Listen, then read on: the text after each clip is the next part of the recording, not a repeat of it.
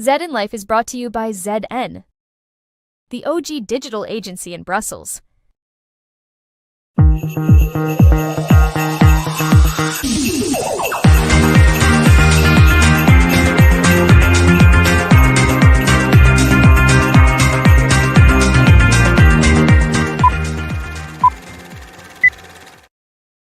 And live from Brussels, it's ZN Live. Welcome to episode 405. I'm Phil Weiss, your host, CEO, and founder of ZN. And today, my very special guest is Andreea Strachinescu. Very happy to have you here. Andreea is the head of unit of the maritime sector at the European Commission. And she's also active in communicating on a range of different topics, including innovation, research, investments, especially in the maritime sector. And she's also someone that we have identified as an influencer in her field because she's been communicating on social media. So we're very happy to have you on the show today. And I want to start with a question because you're focused, as a lot of people in Brussels are, on a very specific area.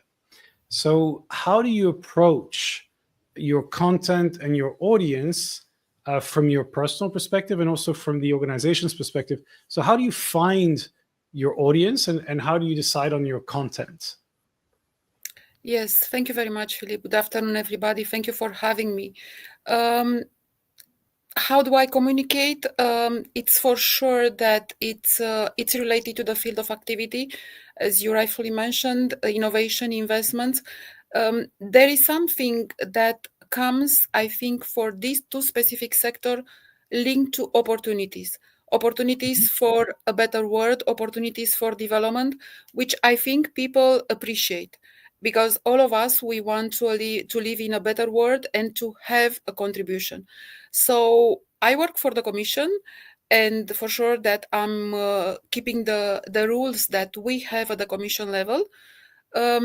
It's linked to the field of activity that I'm related to, but not only, because you can see I communicate not only about the maritime field, but also to the ones that we are related. There are a lot of links between maritime and space. So I'm trying to look for something that have a future and are bringing, I would say, a vision to people, a vision for tomorrow, something that can make a difference. It's also the possibility to participate through various programs that we have and the possibility to engage in projects. So try to bring the opportunity, and for the ones that are following you, that are reading you, and I think they are happy to engage. So this is a little bit the thinking that I have behind when I'm communicating. Yeah, and maybe if I can go, is this entirely a personal communication or a official or a semi-official? I mean, what is the rule? Do you just use common sense to decide, or do you have to check in with your team to say, can I post this? What's the balance that you strike? Here it's I don't have a specific team for this. So what I do, it's done by myself. So it's we have a communication unit. So there are communication teams at the level of each DG at the Commission level, and you can hear from the spokespersons the communication, the official one. But then we are entering in the policy field, and as I have the disclaimer, what I'm communicating, there are my personal opinions. For sure that they are linked to the work that I'm doing. And I would say that this is my personal way of doing it, by respecting the rules, of course. Yeah, it's very interesting because there are several people in the EU who have a personal account and they have quite a large audience, but it's kind of done outside of their official work. And yet sometimes they have very effective communication. So sometimes that, the topics that you raise when you inform people about certain programs, it can get more traction than an official channel might have because it's more personal, depending on the situation. Yeah. We've seen this as well on climate change with Sevin Aktas, who's very active on Instagram, for example. So I'm just wondering, is there a communication between you and official channels, or you're really you and other people who do this are just choosing what you think is most relevant to your own interest, your own perspective that you think matches the organization's communication strategy? It's for sure a certain coordination, I would say, and I would say consultation, especially to avoid the cacophony and probably the messages that are duplicated. So, just to give an example, if there is an important event, the official channels are communicating. I think it's quite extremely important to build on this and not to try to do in parallel, because at the end the audience is the same, and for sure that they're the official channels to be respected. But always you can find an angle to bring an added value. So, and even like this, you generate more tractions for both sides. Yeah, and you have over 11,000 followers on X. Did you do anything specific to build that audience? Is it because of the choices of content, or were you following specific people that you thought were interesting and kind of helped to build your follower base? Did you have a clear strategy, or did it happen organically?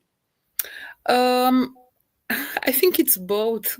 Yeah, at a certain point, I have to say that I was more active on X. It's something that happened at the beginning, and it was, I would say, more targeted. It was probably more preparation. So currently, I have probably even a lot more to do. I'm concentrating more on LinkedIn. That they not say that I left X just not to look at, but I have to admit that on LinkedIn I have first of all the liberty to use longer text to have probably a different audience. I think both of them, they have their roles, their audience, their merit, and they are important, both of them. But I found a little bit more affinities, I would say, with LinkedIn recently. Okay. Now, this is obviously a big topic, X and the post Musk era of Twitter. We discussed this with many of our guests. It's been very intense for some people who said, you should leave X because it's basically a political tool for the Trump campaign or for the alt-right in the US. Now, what's interesting, of course, is you're in a very specific area, so you might not be directly in those conversations. Did you see a change in X? Have you decided to pull back of X and to go more into LinkedIn because of that, or was it more other factors? And are you considering other channels like Blue Sky and Mastodon? So first of all, just to take all the points that you made, I do not want to leave any of them. So it has, I would say, its role. It became probably at a certain point, X was a little bit more close to LinkedIn. Now it became probably a platform for everybody to express in all the possible ways, which could be at a certain point. I think it's not bad. I think we have to leave the people the liberty to express themselves. Now, it's what you intend with the messages that you are passing. So I'm trying, when I'm posting something, to go both on X and LinkedIn. It's for sure that I see the interest that is generated, and also the follow-up that I'm also looking for, maybe in some concrete actions, that is coming more actively from LinkedIn. So when you have this, for sure that you go there.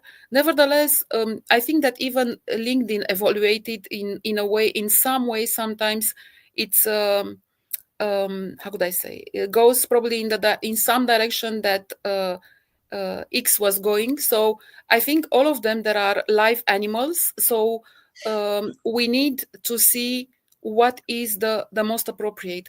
But I think that the presence, sincerely, I'm not going to leave X. Things are changing, and sometimes we don't know how they can change again. And then I still have an important number of followers that I do not want to disappoint. I'm disappointed when people are leaving X. When some of them they were once of my followers, but that the people have the liberty to choose. Is just to keep, I would say, good topics of discussion, and to try to raise the interest what we are doing with seriosity, professionalism, and bringing an information that, as I said, stimulates the creativity and development through these platforms. I do not have, I mean, I tried at a certain point Instagram, I have to admit as well, but because doing this myself, and if you want to do it well, it's quite an effort to be on several platforms. So Yeah. I prefer to do something better in a concentrated way. So for the moment, I will keep with these two.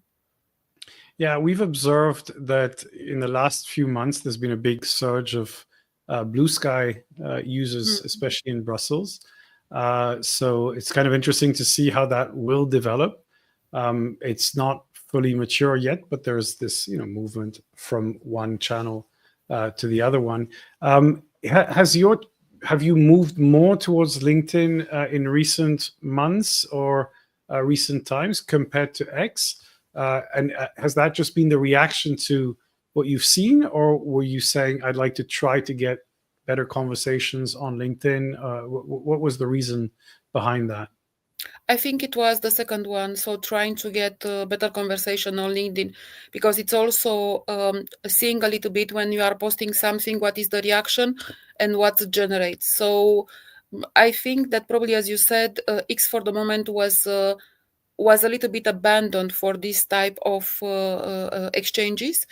I think it's a pity. Maybe at a certain point will come back, but for the moment, I think there it's a little bit of we are free and we are doing everything we want. So it's not about want, that I mean, being totally probably the topics are going a little bit in all directions, I would say, at this moment on X. It's yeah. You said that they were like animals, the two platforms. So which animals would X be, and which animal would LinkedIn be, if you had a metaphor? Animals, okay. Yeah. Hmm.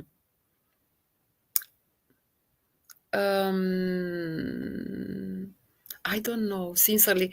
I like very much the animals, and I don't want to, by association, to make a wrong one. We don't want to Um, create any pressure on these animals. So. no, not at all.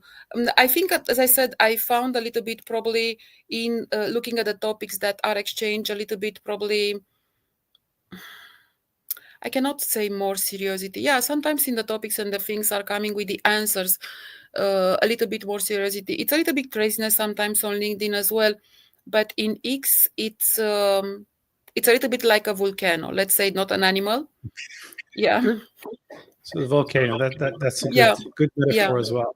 Yeah. I think, yeah, what we're seeing is, LinkedIn as a professional channel with people being identified often with their work. So I think they're more cautious in what they say. With X, it can be more anonymized, and I think people feel that they have to be more snappy and perhaps Yeah. controversial. But this is, of course, changing, because I think a lot of people who don't like that atmosphere moving to alternative channels, but it's taking quite a lot of time. In terms of the context in which this is all happening, we've had elections in Europe, in the US, and actually all over the world this year. It's been very, very election intensive. That's created a lot of polarization. I mean, how do you see this changing the way we communicate about the EU on these channels? Is it getting more difficult, more polarized? Or do you think that with specific niches, actually, it doesn't really matter? I think with specific niches doesn't really matter, and for sure that events like the one we had this year, and what is happening in general geopolitical context, are generating a lot of reactions. Some of them are a little bit going against everyone associated maybe with an institution. Personally, I did not experiment this. I think we need, and especially, as I said, the both accounts are my personal ones. But nevertheless, I work for an institution. In this position, and generally, I would say, even if it was my personal account without working for the institution, I think this is a rule: being polite and respectful. Provocation with vulgarity or provocation going a little bit beyond a limit doesn't have doesn't bring too much, or if it brings, it doesn't bring the ones that really you would like to be with.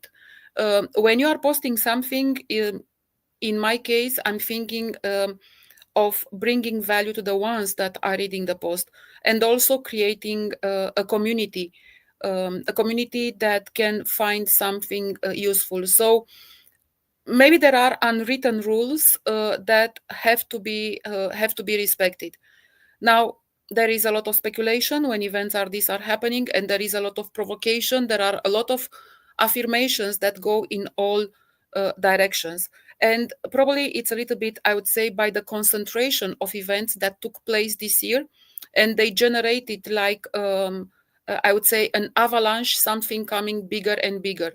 At a certain point will come, because if through the message that we are bringing to people, we show value, this can be found. It does not matter if you are belonging to a certain institution or to other.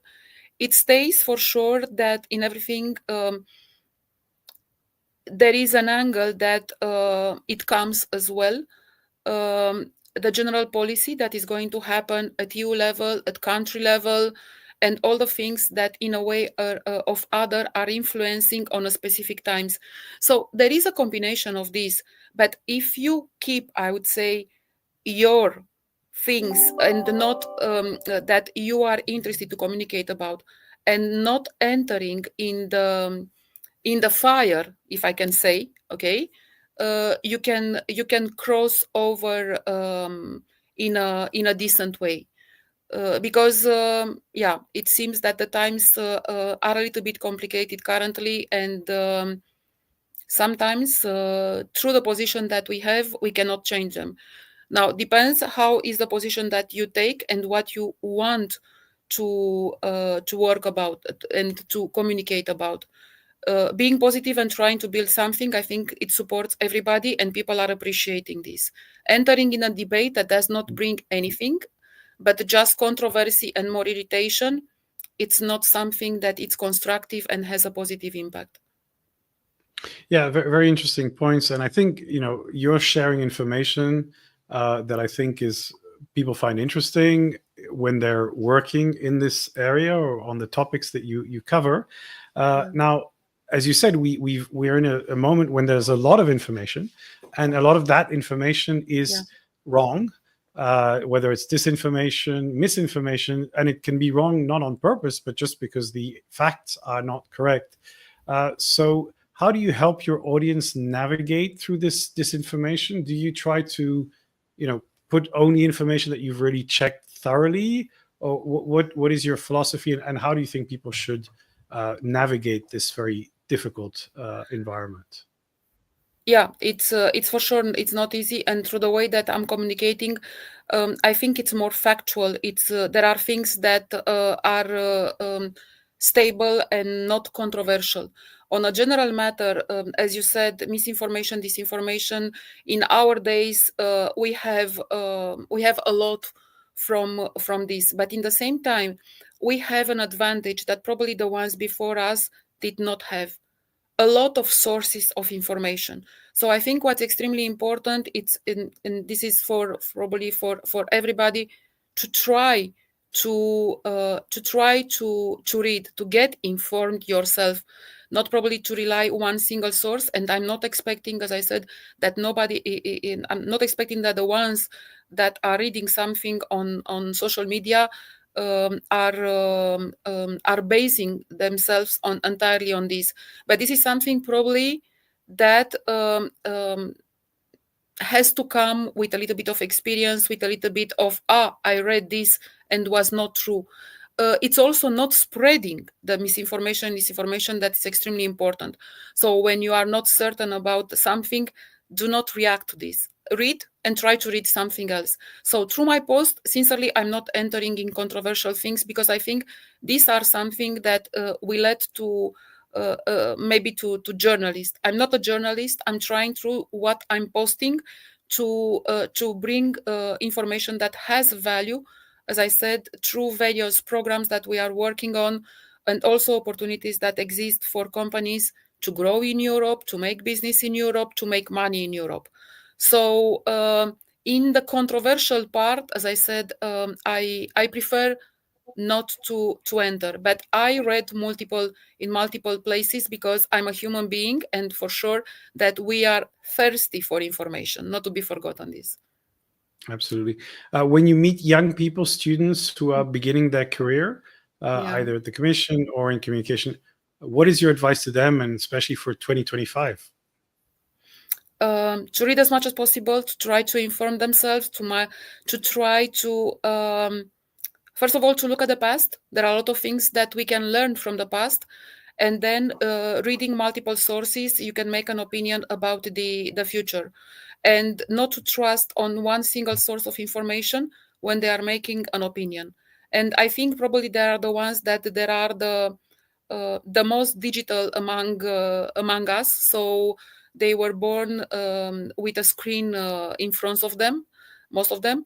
And what I'm telling them, it's also beyond social media. Try to read a book. Try to go a little bit to the classical things, because also there are parts of the brain that are developed by turning a page, not only scrolling on a screen.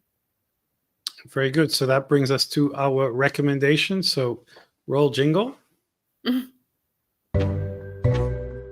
Recommendations of the week. So you have a movie recommendation for our audience. It's a movie that I want to go to see. Recently, I heard from multiple sources speaking about the information, about good things, and how we are approaching the end of the year, and maybe it will be good to do something more relaxing and looking at the past. As I said, the Count of Monte Cristo will not be a bad idea. So try to as well to look at the classics. Sometimes the classics are good. And looking at the classics, looking at the future, science fiction, maybe we can combine both of them together and make a better world for all of us. Excellent. So I think I agree with you. I think reading is very important to maintain as a skill, and it's also a way to kind of get out of the information overload and take a step back. My recommendation is actually a book that came out in 2019. Which is 21 Lessons for the 21st Century by Yuval Noah Harari. He's very well known for his book Sapiens, Homo Deus, and now Nexus, which are fantastic books. But this is quite interesting because it was written before COVID. So suddenly, I think it's a great thing to reread now, because seeing what people thought would be the critical issues going forward, like after so much has happened, COVID, the instability, the war, the uncertainties, and there's some very interesting insights. Of course, he's talking about the topics about civilization, about technology, but his views have evolved quite a bit. So I think it's worth taking a step back before the end of the year and trying to think, what was it that we thought would happen in the future just 5 years ago? So that's my recommendation. That's all we have time for today. So thank you so much for joining us, Andreea. Looking forward to continuing our conversation online, and have a fantastic weekend. And maybe I'll finish one recommendation is to go to see the Christmas market in Brussels, because we have a pretty big one. So that's a freebie. So have a great weekend. Thank you so much. Bye, everyone. Bye-bye. Bye. Bye-bye.